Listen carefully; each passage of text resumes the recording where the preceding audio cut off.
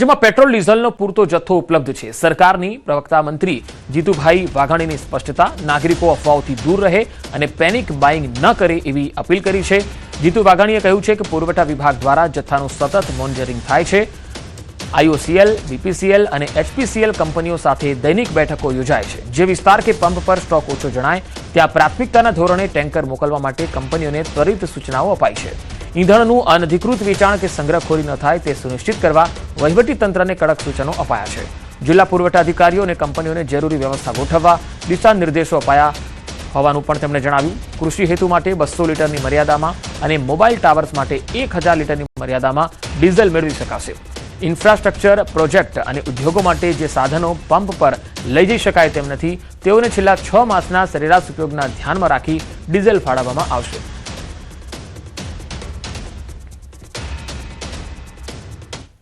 પોરબંદરના માછીમારોએ દેશહિતમાં મહત્વપૂર્ણ નિર્ણય લીધો। દેશમાં પ્રવર્તમાન ડીઝલની અછત અને પ્રધાનમંત્રી મોદીની અપીલને માન આપી માછીમારોએ પોતાની ફિશિંગ સિઝન 15 દિવસ વહેલી બંધ કરી દીધી। દરિયામાંથી પરત ફરતી તમામ બોટોને હવે સીધી બંદરે લાંગરી દેવામાં આવી છે। માછીમારોનું કહેવું છે કે દેશના હિત માટે તેઓ પોતાનું નુકસાન સહન કરવા તૈયાર છે। હવે માછીમારોને આશા છે કે આગામી 16 ઓગસ્ટથી શરૂ થતી નવી સિઝન સુધી ડીઝલ અને પેટ્રોલની અછત દૂર થશે, જેથી રોજગારી ફરીથી રાબેતા મુજબ શરૂ થઈ શકે। સરકારને અમારી એ જ વિનંતી છે કે માછીમારોએ પોતાના 15 દિવસ કિંમતી, અત્યારે ફિશનું લેન્ડિંગ સારું છે અને રેટ પણ સારો છે, તેમ છતાં 15 દિવસ સ્વૈચ્છિક જે અમે માછીમારોએ બોટો બંધ કરી છે દેશ માટે, તો અમે વડાપ્રધાનને અપીલ કરીએ છીએ કે આવનાર 16 ઓગસ્ટથી માછીમારોને પેટ્રોલ ડીઝલની કોઈ કમી ના રહે અને રાબેતા મુજબ જ મળતું રહે, તો માછીમારો એની રોજગારી પણ ઉત્પન્ન થશે અને દેશના ઉદ્યામો કમાવામાં અહમ રોલ માછીમારોનો છે। આ વખતે જે અમારી સિઝન છે એ માછીમારોને આટલા વર્ષની જે નબળી સિઝન ગઈ એના કરતાં થોડીક સારી સિઝન જવાના કારણે આજે માછીમારો તેમની ફિશિંગ બોટો છેલ્લે સુધી ચલાવી શક્યા।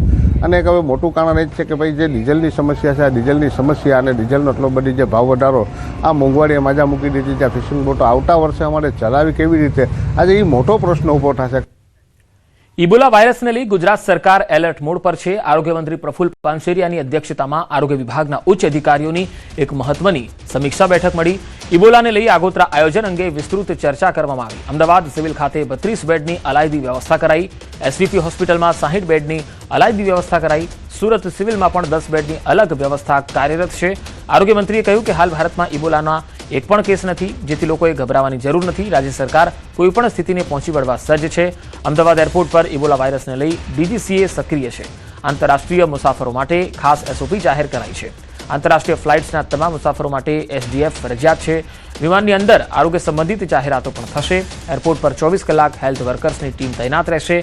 એર સુવિધા પોર્ટલ ફરીથી શરૂ કરવામાં આવી શકે। તમામ એરલાઇન્સ કંપનીઓને નિયમો પાળવા આદેશ કરાયા છે। ભારતની અંદર એક પણ ઇબોલા વાયરસનો કેસ મળવામાં આવ્યો નથી, એટલે ગભરાવાની એક પણ ટકો જરૂર નથી। માત્ર એ દેશથી આવતા પેસેન્જરોએ જ ખ્યાલ રાખવાનો છે કે જેથી કરીને બીજા કોઈને ચેપ લાગે નહીં।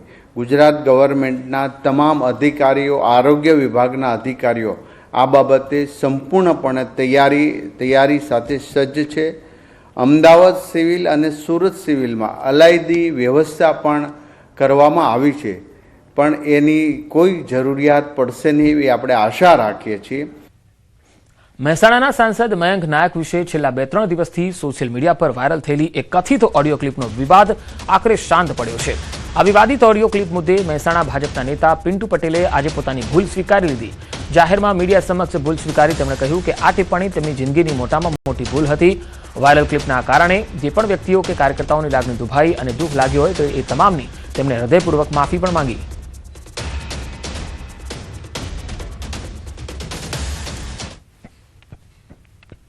બે દિવસથી મારો સોશિયલ મીડિયા અને મીડિયામાં જે ઓડિયો મારો ચાલી રહ્યો છે એમાં હું જે શબ્દો બોલ્યો છું એ મારી મોટામાં મોટી ભૂલ છે।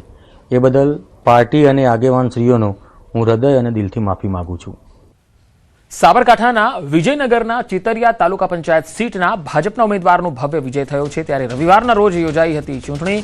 67.47% ચિતરિયા બેઠકનું મતદાન નોંધાયું હતું। 3 ઉમેદવારો વચ્ચે ચૂંટણી જંગ જામ્યો હતો. ભાજપના ઉમેદવાર લીનાબેન નીનામાના અવસાન બાદ ચૂંટણી મોકૂફ રખાઈ હતી. આજે મતગણતરી થઈ અને ભાજપના ઉમેદવાર 883 મતની લીડથી જીતી ગયા. ભાજપના રમીલાબેન જયંતિભાઈ ગોગરાનો ભવ્ય વિજય થયો છે.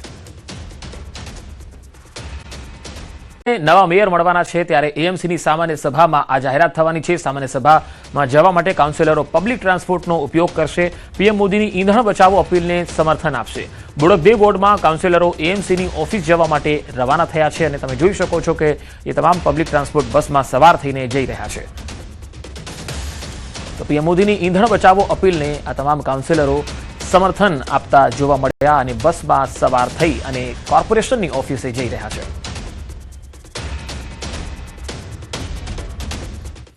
અમદાવાદ શહેરને આજે પોતાના નવા મેયર મળવા જઈ રહ્યા છે. તેની પહેલા અમદાવાદ મહાનગરપાલિકાની સામાન્ય સભા મળશે અને તેમાં જાહેરાત થશે. પરંતુ એ સામાન્ય સભાની અંદર તમામ ભારતીય જનતા પાર્ટીના જે કાઉન્સિલરો છે તેઓ પબ્લિક ટ્રાન્સપોર્ટ ઉપયોગ કરવા માટેની સૂચના છે તે પાર્ટીએ આપી છે અને પ્રધાનમંત્રી નરેન્દ્ર મોદીએ જે આહવાન કર્યું હતું કે તમામ લોકો ઈંધણ બચાવે અને પબ્લિક ટ્રાન્સપોર્ટનો ઉપયોગ કરે, તેની જોઈ શકાય છે કે બોડકદેવના જે કોર્પોરેટરો છે તે હાલ બીઆરટીએસમાં પહોંચ્યા છે અને બીઆરટીએસના માધ્યમથી તે લોકો મહાનગરપાલિકાની જે મુખ્ય ઓફિસ છે દાણાપીઠ ત્યાં પહોંચવાના છે.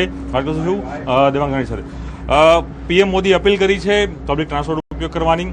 આજનો જે શરૂઆત છે કાયમી રહેશે કે પછી માત્ર આજના દિવસ પૂરતી? અને પીએમની અપીલ આજે તમામ લોકોને પાર્ટીએ સૂચના આપી છે પબ્લિક ટ્રાન્સપોર્ટ માટે. દેશના પ્રધાનમંત્રી વડાપ્રધાન નરેન્દ્રભાઈ મોદીએ જે અપીલ કરી છે ઈંધણ બચાવવા માટેની, એ માટે અમારા ભારતીય જનતા પાર્ટીના કોર્પોરેટરો પોતપોતાના મત વિસ્તારમાંથી આજે પ્રથમ સામાન્ય સભા અને જે મેયરની નિમણૂક થવાની છે એ માટે અમારા વિસ્તારમાંથી જ બીઆરટીએસ દ્વારા રામદેવનગરથી અમે દાણાપીઠ જવા માટે નીકળ્યા છે. ચારે કોર્પોરેટરો, એએમટીએસના પૂર્વ ચેરમેન ધરમસિંહભાઈ, ભાવનાબેન, પારુલબેન, અમારા વોર્ડ પ્રમુખ, તમામ લોકો આ પબ્લિક ટ્રાન્સપોર્ટેશનનો ઉપયોગ કરીએ છીએ અને આ અપીલ અમે કાયમ રાખવા માટે જ્યારે જ્યારે સામાન્ય સભા હોય ત્યારે ઈવી વાહનનો ઉપયોગ કરીએ, પબ્લિક ટ્રાન્સપોર્ટેશનનો ઉપયોગ કરીએ. પરિણામે રોડ પરનો ટ્રાફિક તો ઘટશે, સાથે સાથે દેશનું હુડિયામણ પણ બચશે અને દેશના પ્રધાનમંત્રીએ જે અપીલ કરી છે એને આપણે વાત કરીએ કે અમારા ભારતીય જનતા પાર્ટીના કોર્પોરેટરો એને અમલમાં મૂકવા માટે જઈ રહ્યા છે. ચોક્કસ આપણે દ્રશ્યો બતાવી રહ્યો છું કે તમામ જે લોકો છે એએમટીએસ અને બીઆરટીએસ બસ છે તેનો ઉપયોગ કરી રહ્યા છે અને પબ્લિક ટ્રાન્સપોર્ટને વધુ વેગ મળે તે પ્રકારનો પ્રયાસ છે તે ભારતીય જનતા પાર્ટીના જે કોર્પોરેટરો કરી રહ્યા છે અને એ પણ કહી રહ્યા છે કે જે પીએમ મોદી અપીલ કરી રહ્યા છે તેનો અમલ છે તે આવનાર સમયમાં પણ કઈ રીતે થાય તે પ્રકારનું પણ આયોજન તે લોકો અહીં કરી રહ્યા છે. કેમેરામેન શર્મા સાથે પ્રણવ પટેલ, ન્યૂઝ સિટી, અમદાવાદ. વડોદરામાં સફાઈ અભિયાનમાં ફોટો સેશનનો આક્ષેપ. સોસાયટીના ખાલી ડસ્ટબિનમાં કચરો નાખી ફોટો સેશન કરતા કર્મચારીઓનો વિડીયો વાયરલ. વોર્ડ નંબર 12માં ઝવેરચંદ પાર્ક સોસાયટીમાં કોર્પોરેશનના સફાઈ કર્મચારીઓએ ઢોંગ કર્યું. જાગૃત મહિલાઓએ કેમેરામાં ઝડપી લીધા. છોટાઉદેપુરમાં નેતાઓ બન્યા ચાકતા. તાલુકા પંચાયત બનાવવાની ખુશીમાં ભૂલ્યા ભાન. ખુલ્લેઆમ બંદૂક લઈને નીકળ્યા રમેશ રાઠવા. સાંસદના બંદૂકવાળા વિડીયો બાદ તાલુકા પંચાયતના નવનિયુક્ત પ્રમુખનો વિડીયો પણ વાયરલ. છોટાઉદેપુરમાં સાંસદના બંદૂક સાથેના વિડીયો મામલે તપાસ. છોટાઉદેપુરના એસપી ઇમ્તિયાઝ શેખનું નિવેદન. હથિયારથી ફાયરિંગ થયું કે નહીં, લાયસન્સ છે કે નહીં સહિતની દિશામાં તપાસ ચાલુ. અમદાવાદ મનપાના ફૂડ વિભાગે છાસવાલા એકમને ફટકાર્યો દંડ. ગ્રાહકની ફરિયાદ બાદ મનપાએ તાત્કાલિક કાર્યવાહી કરી. 25,000નો ફટકાર્યો દંડ. પોલિટેકનિક 4 રસ્તા પાસે આવેલી છાસવાલાના મિલ્ક શોપમાંથી નીકળ્યો હતો બંદો. 10 કરોડમાં છાસવાલાની કસ્ટડીમાં થશે તપાસ.